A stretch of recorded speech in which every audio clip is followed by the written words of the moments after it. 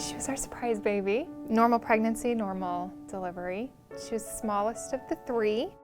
Got her home and she was a pretty sleepy baby. I couldn't really wake her up to eat, which was our first indication that something was wrong. She developed some reflux issues a couple days after. So I took her back in. They started her on some Zantac, and by the third dose, her poop turned completely white, which, yeah, I knew something was not right.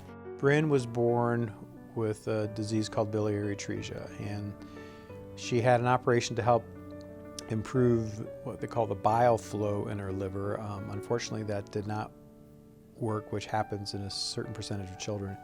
And so her liver was just deteriorating very rapidly, and she was really, I mean, you don't want to be overly dramatic, but she didn't have a long time to live.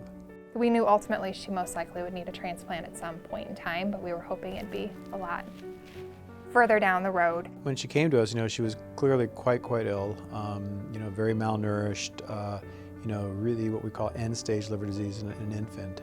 So muscle wasting, a big belly full of fluid, yellow eyes. There are things that you really don't have a lot of choices. What you do know for sure is that she needs a liver transplant. She was officially listed on her 6-month birthday, so March 14th. And then we waited and waited and waited. We found out her blood cultures were positive the following day, so she had an infection in her blood. They also said that they thought she had an infection in her liver. So she was transferred over here to Nebraska Med. Dr. Lanus, I specifically remember him coming into our room and saying, yeah, she's being backed into a very tight corner. Like, we need to do something. So they wanted to revisit the living donor route. When she was first listed, we had asked about it, and they said at that point she was just too small. My husband and my brother-in-law were the two that wanted to be tested. I asked them to test me first while they were kind of sifting through all the other applicants. Dr. Lanus kind of looked at me and said, yeah, you're too big. We'll test you because you're here, but just don't get your hopes up. Oftentimes you can't use them in really tiny children, but hers was a long, thin one, and it allowed us to more easily place it in her daughter. It was the best feeling ever, that I could help my daughter finally.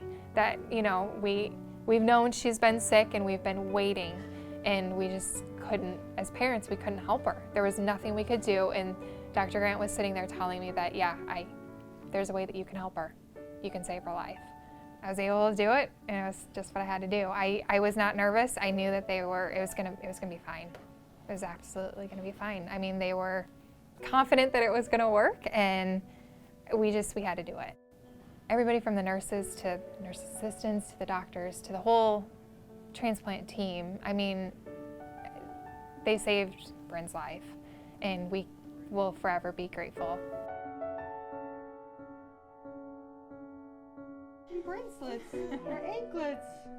Bryn, has had a, relatively uneventful recovery. I think, most of her hospitalization is obviously recovering from a big operation, which is no small feat. She's been a good eater, which is always helpful, and she has wonderful parents, which is also very helpful.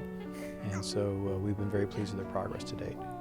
People may underestimate how rewarding it might be as a personal experience of being able to do something so transformative for another human being. It's not true. It's not really often that you can really make that kind of very, very personal gift. There's so many lives that can be saved by just one person being an organ donor. And to see what a functioning liver can do for a baby is crazy. She has just a different light in her eyes, and she is more interactive, and she has so much more energy. And I can just tell that she feels so much better.